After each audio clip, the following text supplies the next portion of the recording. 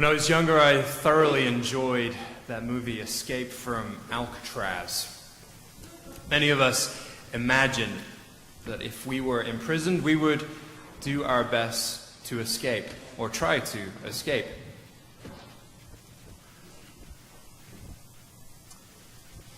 My relationship to the first paragraph of this scripture reading has continually evolved.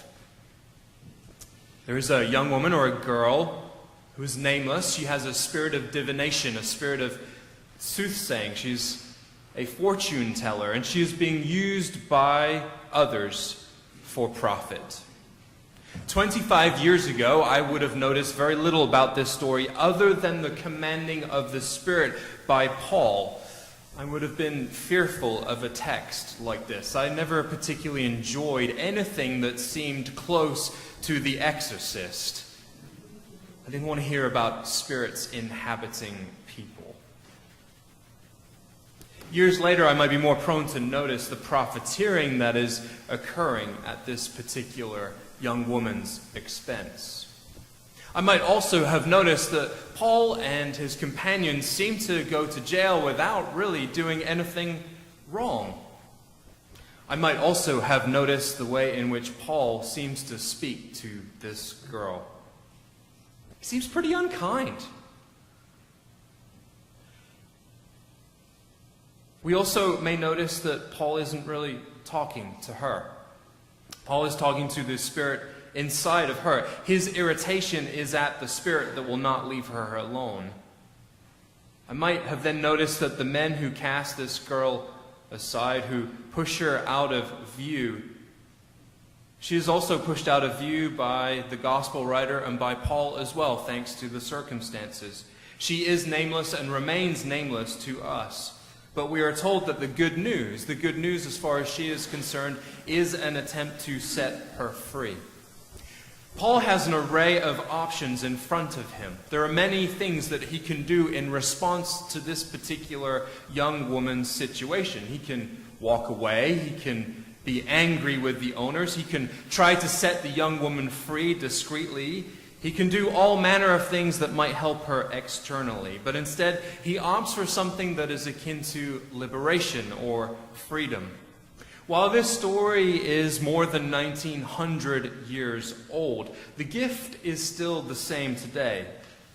That thing, that spirit, that demon, that reckoning with the past that we endure, that moment when we failed to forgive or needed to be forgiven, that memory of being spurned or of spurning, the fear of not quite being good enough. Boy, what a gift it would be to be free. As the story moves along, we quickly turn to the other nameless figure, the jailer, who goes to extraordinary lengths to make sure that his prisoners stay right where they are supposed to. The prisoners are escorted to the central portion of the prison where their feet are shackled. We get the point, right? These people aren't going anywhere. Sometimes if we might imagine that we are imprisoned, we also might imagine that we would be daring enough to try and escape. Our story has echoes of an early Anabaptist, Dirk Wilems. He was sentenced to death for baptizing adults in 1569. Yes, baptizing adults was the kind of thing that would get you a death sentence about 500 years ago in certain portions of Europe. Dirk did escape. He got out of the tower. He cleared the wall. He cleared the moat on the outside of the wall where there was a thin layer of spring ice. He was pursued by a guard, and the guard fell through the ice and into the frigid waters. Dirk is now confronted with a choice, of course. Would we have remembered him if he carried on running? Maybe not. Dirk turned around. He saved the guard from the icy waters. And what did he get in return? In return for the love of his enemy, he was led back to jail and executed. As our story continues, Paul and Silas are in the center of the prison. No escape for them. The text gives us all the details, as I just said. Their feet are shackled, and the earth shakes. And now there is an array of options in front of Paul once again. You know, the earth shakes in our time. It shakes in Macedonia, where Philippi is, where Paul was imprisoned, and it shakes in places like South America. Just this last month, in April, there were 2 separate incidents where the earth shook. In Ecuador, a wall collapsed at the El Rodeo prison in Puerto Viejo. A wall collapsed after an earthquake, and about 100 prisoners just walked out. Some of them were recaptured, some returned voluntarily, but the government was quite quiet on how many they were able to get back to the prison. In Chile, in early April of last month, inmates were being transferred out of a women's prison after an earthquake because of mudslides and tsunami warnings. And in the midst of the chaos, inmates set fire to the prison, they rioted, and many of them made a run for it. Most returned voluntarily. The Chilean government, though, was quite quiet about how many they were able to recapture and how many were still on the loose. It is a natural urge, of course, for people who are imprisoned to want to be set free, to want to make a run for it. And Paul, in the face of his biology and his circumstances, Paul refuses to leave this prison while unshackled, with the doors, we are led to believe, opened. It does not seem that they could be afraid of the outside world, that they are afraid of their freedom. They are afraid, it would seem, of a freedom that is compromised. A freedom that comes at the expense of someone else. A freedom that isn't really free because of the dishonor that their freedom would bring to the jailer. Sure, the story wants us to know that the earth shakes to let loose the good news. That Paul and Silas have been imprisoned unfairly for offering freedom to the young woman. And that they cannot be held long. Like the good news cannot be held long. Like the fact that love cannot be imprisoned. Cannot be contained. But there is, of course, another story here. That Paul has a variety of options in front of him, and he chooses to save the life of his jailer. And so the man turns to Paul. What must I do to be saved? Is the question. Which might be read as, what must I do to love like you? The answer from Paul probably reflects the way in which early Christian communities spoke of the way, or a path. That the way, or a path, does not have ramifications only for the individual. Believe and you will be saved, he is told, but also so will your household. That is, that to love in the way that Paul has loved, and to be free in the way that Paul is free, and to be set free in the way that the jailer has been set free, is now to be delivered, and therefore to have a rippling effect on the people around you. What follows in this part of the story is confirmation of what we might call a sacramental time. The sacraments in our tradition are baptism and communion. A sacrament is an outward sign of an inward grace. And not surprisingly, in celebration of the freedom that Paul has experienced and that the jailer has now experienced, water is poured and bread is served. The wounds of the prisoners are tended to. Water and bread, purity and sustenance. Gosh, I wish my life were more sacramental. That's not something that I wake up every morning and say out loud. Gosh, I wish my life were more sacramental today. That would be exciting. That would provide me with joy. That would bring joy to my family. But of course, I do wish my life were more sacramental. What does that mean? I recently listened to an interview with Ta-Nehisi Coates. Many of you will know him from his writing in The Atlantic and his increasing prominence in our societal discourse. He's a fairly recent recipient of what they call a MacArthur Genius Grant. He spoke about his early days in the old neighborhood in Baltimore. As a young child, he looked around and he saw a lot of people on the streets, full of bravado and bravery, always willing to square up to each other. If someone said something bad about you or your family, then you were willing to go to town, right? He later noticed that all of the bravado and bravery that he saw in his old neighborhood may not have been bravery after all, but was actually a public playing out of fear. The people were afraid of what lay beyond their neighborhood, afraid of what lay beyond their own families, afraid that they would continue their lives in poverty. And so now Coates has what he calls, this is his language, not mine, rich people problems. Meaning that he has a son who is in school in France. And that his son called him up one day to say that there were children in the classroom that all spoke French as a first language, except for one other student who had English as a first language. And that other boy who spoke English as a primary language, as his mother tongue, had left the school. And so his son now was the only person who was an Anglophone by birth. His son was afraid of what would come next.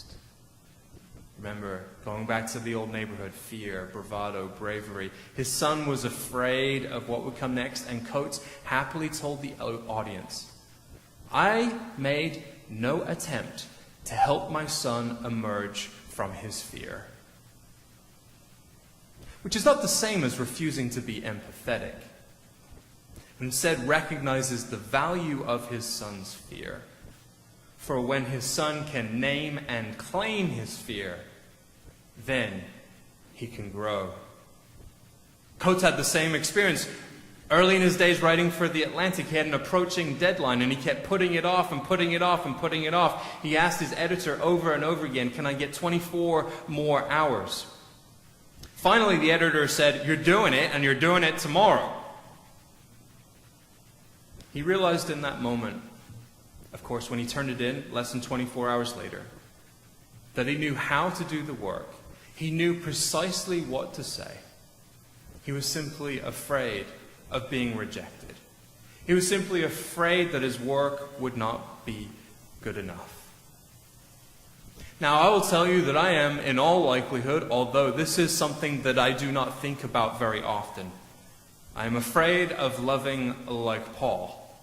Chances are quite high, if the earthquake had happened with me in the jail cell, I would have made a run for it. I'm guessing most of you would as well. But I am afraid of loving like Paul because, look what happens to him. And I'm certainly afraid of loving like Dirk Wilems because, look what happened to him, right? But let's be honest, while at times I may be afraid of loving like Dirk and Paul, it is a little more simple than that. I have a great issue still, at 38 years old, with procrastination.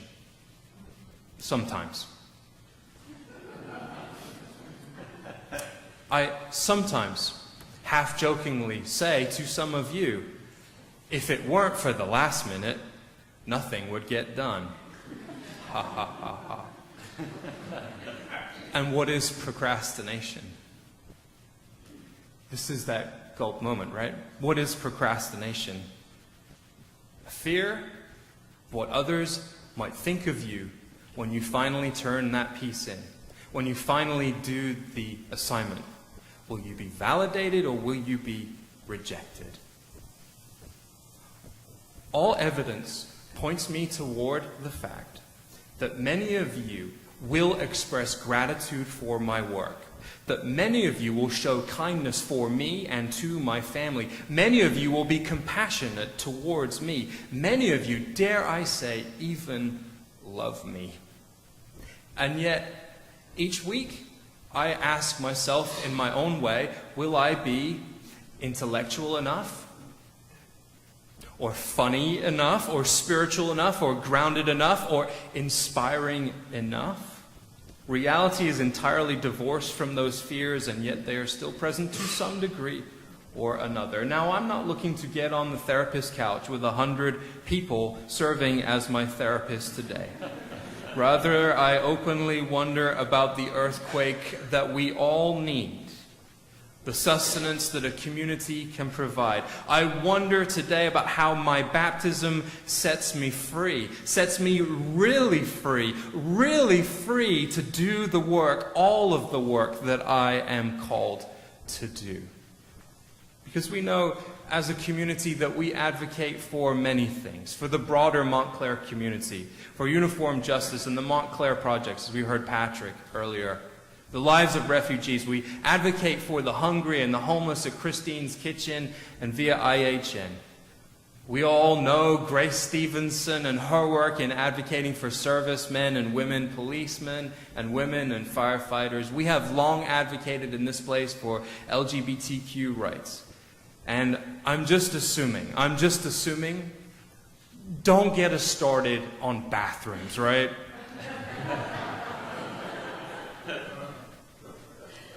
We look to the future for advocacy, for doing the next right thing personally and communally. And we also must wrestle personally and as a community with our fear. But we also today give thanks for those times when our members exhibited a fearlessness, that same fearlessness that many of us desire. We read the list from the white insert earlier. And we give thanks that we come to a place to worship where we look forward and backwards, with reminders all around us, most of them barely noticed each week. You come in the first time you ever enter the sanctuary, and you look and you see, surely you notice the blues and the colors in the stained glass windows, and you notice the wood on the floor and the pews, and you listen to the choir, and when you leave, you might notice the cross, you notice the lights. But after a few weeks, those things just kind of begin to blend in, right? And so, may you notice today, in that corner of the sanctuary, that window to my rear left, on your right, you'll see at the bottom, that window, it says, "In memory of Charles Phillips." Charles Phillips was a member of Union Congregational Church for 43 years. Charles supported literacy work in the Philippines and around the world. He took particular care to promote education in Appalachia. He supported African American education initiatives and programs in the South long before such things might have been popular. And he was also a trustee of Union Congregational Church.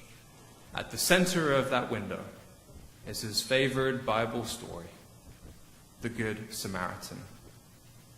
Folks, our community is testimony to a particular fearlessness. May we feel the earth shake with the good news. Peace be with you all.